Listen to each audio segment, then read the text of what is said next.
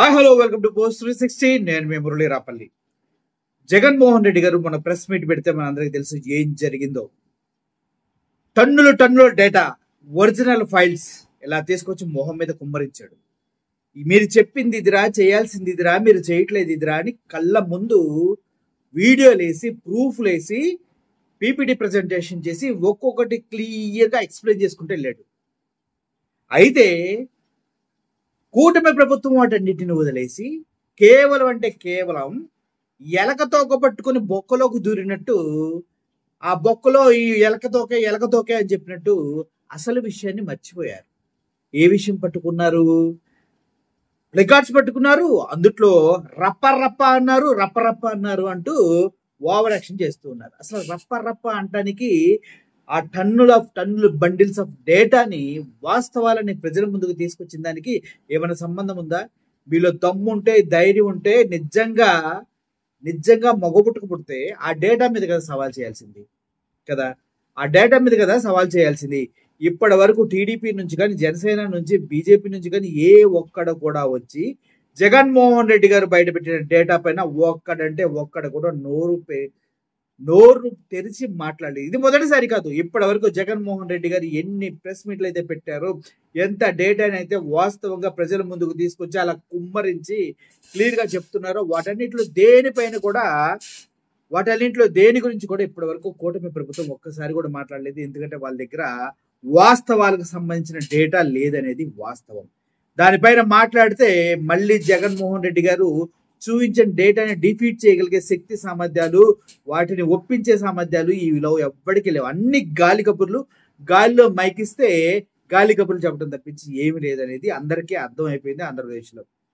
జగన్మోహన్ రెడ్డి గారు ఎక్కడికి వెళ్ళినా వేలాదిగా జనాలు తరలి వస్తున్నారంటే అర్థం చేసుకోండి కూటమి ప్రభుత్వం ఎంత దారుణంగా విఫలమైందో అని. సో మొన్న జరిగిన ప్రెస్ మీట్ లో ఉన్నటువంటి అసలు విషయాన్ని వదిలేసి ఏదో రప్ప అనే ఒక డైలాగు, సినిమా డైలాగు,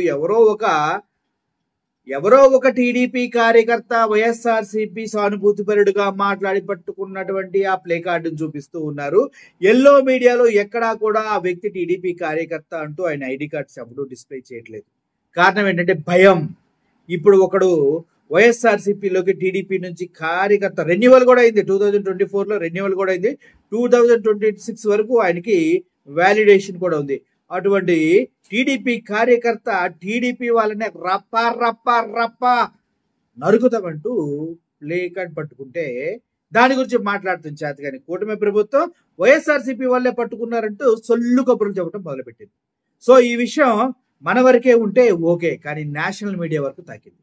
ఎన్డీటీవీ ఇచ్చిన ఒక డిబేట్లో కార్తిక్ ఎల్లాప్రగడ అనే ఒక వ్యక్తి మాట్లాడుతూ కోత కోసాడు.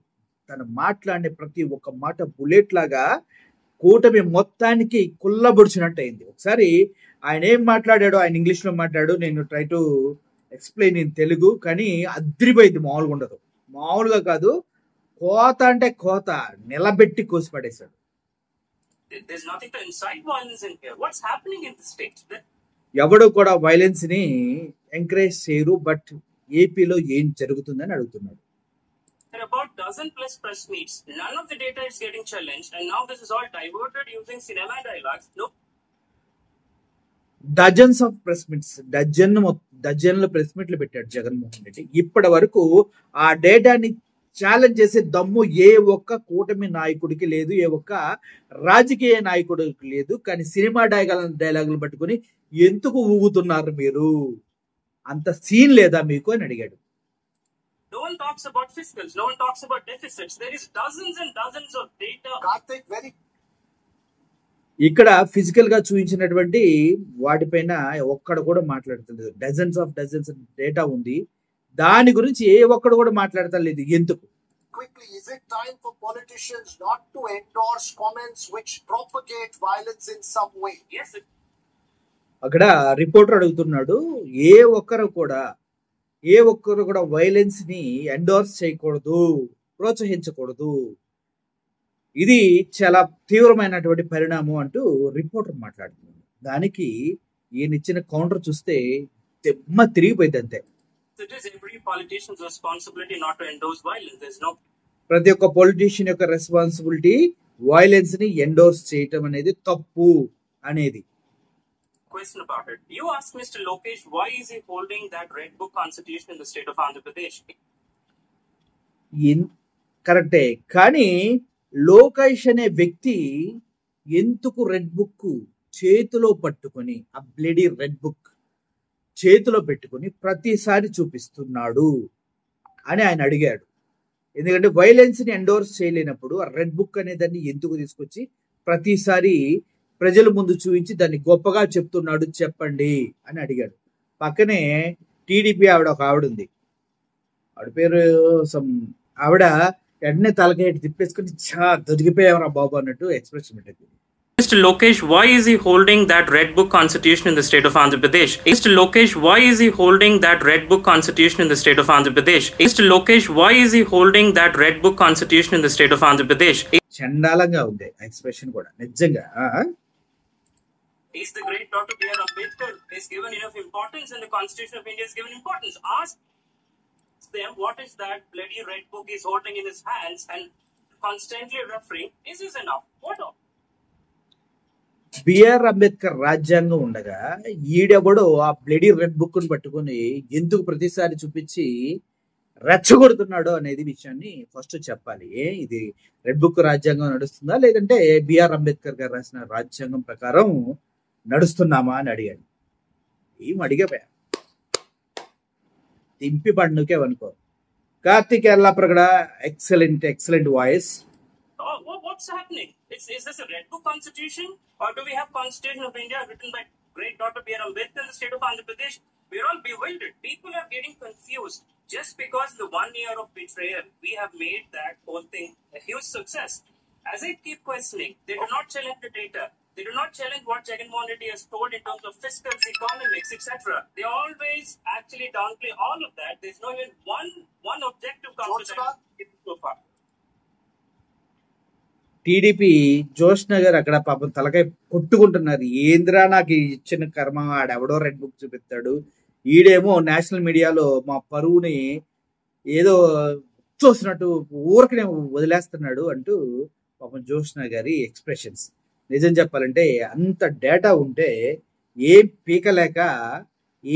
పీకలేక సినిమా డైలాగ్ పట్టుకుని ఊగులాడుతున్నారా మీరంటూ అద్భుతమైనటువంటి డైలాగ్స్ తోటి ఈ కార్తిక్ ఎల్లాప్రగడ అనే వ్యక్తి నేషనల్ మీడియాలో చెక్కి పడేశారు కూటమి ప్రభుత్వం. నాట్ ఓన్లీ ఎన్డీటీవీ, మిగిలిన టీవీ ఛానల్స్ అన్ని కూడా ఈ విషయాన్ని చాలా చాలా చాలా హైలైట్ చేశాయి. మామూలుగా కాదు.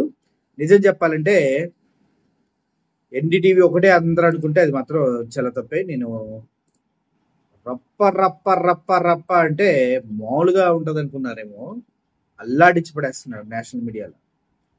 నేషనల్ మీడియా మామూలుగా లేదు. అంత డేటా ఇచ్చి ఇంత అన్యాయం జరిగిందని మాట్లాడితే అసలు ఒక్కడు కూడా దాని మీద మాట్లాడకుండా జగన్మోహన్ రెడ్డి గారు ఏదో సినిమా డైలాగ్ అని దాన్ని 2 సార్లు రిపీట్ చేసి అడిగి తెలుసుకుంటే దానిపైన డిబేట్లు పెడుతున్నారంటే ఎంత చండాలంగా ఉంది. దాని గురించే మాట్లాడుతున్నారు. చంద్రబాబు నాయుడు గారు కూడా దాని గురించే మాట్లాడుతున్నాడు. అసలు ఎంత భయపడుతున్నారంటే అంత భయపడుతున్నారు జగన్మోహన్ రెడ్డి గారి టీముని చూసి. నాట్ ఓన్లీ టీం, ఎవరన్నా కూడా జగన్మోహన్ రెడ్డి టీమే కాదు, సోషల్ మీడియా కార్యకర్త, జనరల్ కార్యకర్తలు, పొలిటీషియన్స్ ఎవరిని చూసినా గడ్డ వణికిపోతున్నారు కూటమి ప్రభుత్వం. అందుట్లో ఎటువంటి సందేహం లేదు. మళ్ళీ రప్ప రప్ప రప్ప అనే డైలాగు ట్రెండింగ్ లోకి ఎందుకు వస్తుంది అనుకుంటున్నారు? నిన్న బైరెడ్డి సిద్ధార్థ రెడ్డి హైదరాబాద్ లో ఒక హాస్పిటల్ ఓపెన్ చేయడానికి వచ్చాడు. ఏమైంది? ఆయన మైక్ అందుకోనే ఆంధ్రప్రదేశ్ లో ఏం జరుగుతుందో తెలుసా? బాహుబలి రిపీట్ అవుతున్నట్టుంది. ప్రజల గుండెల్లో ఉన్నదేమో జగన్మోహన్ రెడ్డి, పీఠం మీద కూర్చుందేమో చంద్రబాబు నాయుడు అని మాట్లాడుతూ ఉంటే అసలు ఆంధ్రప్రదేశ్ లో ఏం జరుగుతుందో తెలుసంటే కింద నుంచి పబ్లిక్ అంతా రప్ప రప్ప రప్ప అంటూ ఉన్నాడు. మా దగ్గర కూడా ఎట్లుంది నా పరిస్థితి అంటే బాహుబలి సినిమా చూసినట్టుంది.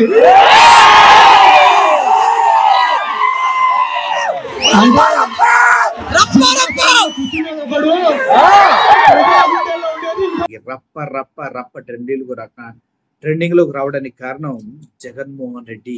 ఎందుకంటే ఆయన పైన ఉన్నటువంటి అభిమానం ఏ ఒక్కడు కూడా ఏ ఒక్కడిని కూడా వదిలిపెట్టదలుచుకోవట్లేదు. సో ఓవరాల్గా నేషనల్ మీడియా మొత్తం కూడా జగన్మోహన్ రెడ్డి గారి డేటా గురించి ఎందుకు మాట్లాడరా అని ప్రశ్నిస్తూ ఉంది. పాపం మన నాయకులకి అది అర్థమవుతుందో లేదో నాకు అర్థం కావట్లేదు. అది అర్థమైన రోజు వీళ్ళు అధికారంలో ఉండరు అనమాట. సో ఓవరాల్గా ఇది పరిస్థితి. Thank you for watching this video. Murali signing up. Thank you so much.